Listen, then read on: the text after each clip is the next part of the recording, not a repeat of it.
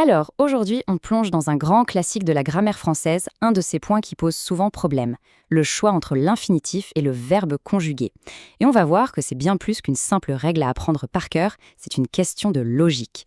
Une fois qu'on a pigé le truc, tout devient beaucoup plus naturel. Allez, on y va direct. Prenez cette phrase. Les enfants partirent demain. Ça sonne bizarre, hein. On sent bien qu'il manque un petit quelque chose pour que ça tienne debout.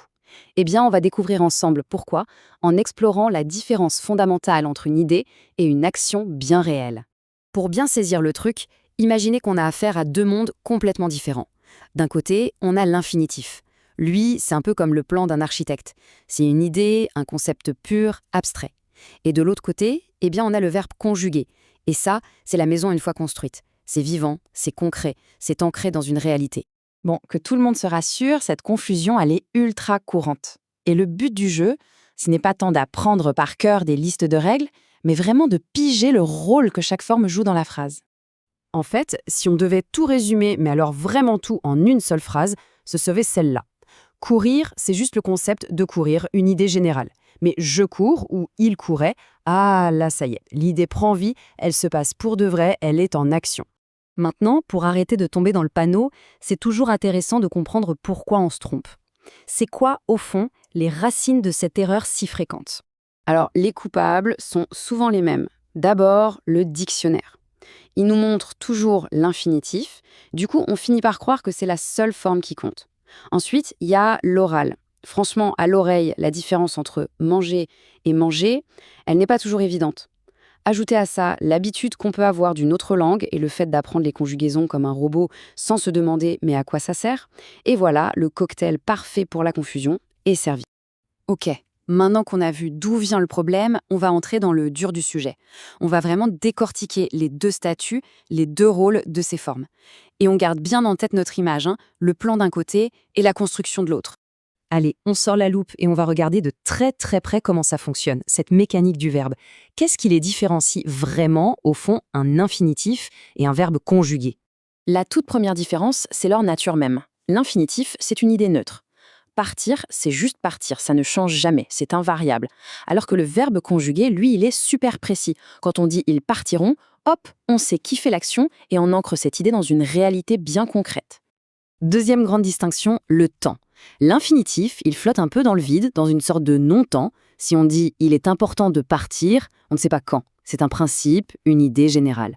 Par contre, le verbe conjugué, c'est une véritable ancre temporelle.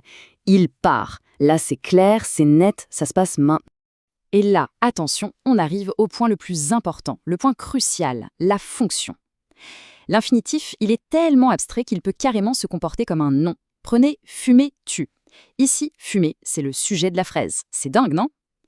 À l'inverse, le verbe conjugué, lui, c'est le cœur du réacteur, le moteur de la phrase. Sans lui, rien ne tourne.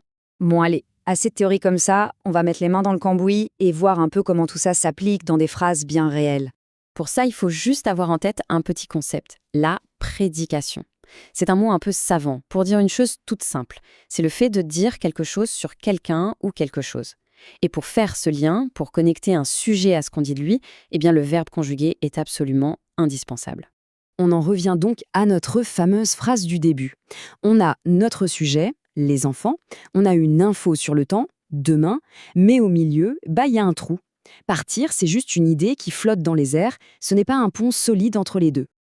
Et voilà la magie, on conjugue le verbe et partiront devient ce pont, ce lien qui connecte les enfants à leur action dans le futur. Et là, d'un coup, la phrase a du sens, elle prend vie, elle fonctionne. Mais attention, hein, ça ne veut pas dire qu'il faut jeter l'infinitif à la poubelle, pas du tout. Dans la phrase « il aime chanter », l'infinitif « chanter » a un rôle parfait. C'est l'objet, c'est la chose qu'il aime. Il se comporte exactement comme un nom ici. Mais regardez bien, même dans cet exemple, c'est quoi le vrai moteur de la phrase? C'est « aime ». C'est bien le verbe conjugué qui nous dit ce que le sujet « il » fait réellement. C'est lui qui porte l'action principale. Alors, la question a 1 million. Comment on fait le bon choix à chaque fois? La clé, et c'est vraiment ça qu'il faut retenir, c'est de penser fonction et pas forme. C'est un changement de perspective, une nouvelle stratégie mentale. Et cette citation, elle résume tout à la perfection. Confondre les deux, c'est vraiment comme confondre quelque chose de neutre, d'abstrait, avec quelque chose de concret, d'ancré dans la réalité. Allez, pour finir, voici la petite checklist mentale, l'outil à garder en poche pour ne plus jamais se tromper. C'est simple, on se pose juste 2 questions. 1. Qui fait l'action? Est-ce qu'il y a un sujet clair? Et 2. Quand est-ce que ça se passe? Est-ce que c'est situé dans le temps? Si la réponse est oui à ces 2 questions, eh bien, pas d'hésitation, le verbe doit être conjugué. C'est aussi simple que ça. Et voilà. Normalement, la mécanique devrait être beaucoup plus claire maintenant. Le choix entre l'infinitif et le verbe conjugué, ce n'est plus juste une question de faute ou pas faute. Non, ça devient un véritable outil pour jouer avec les nuances de la langue.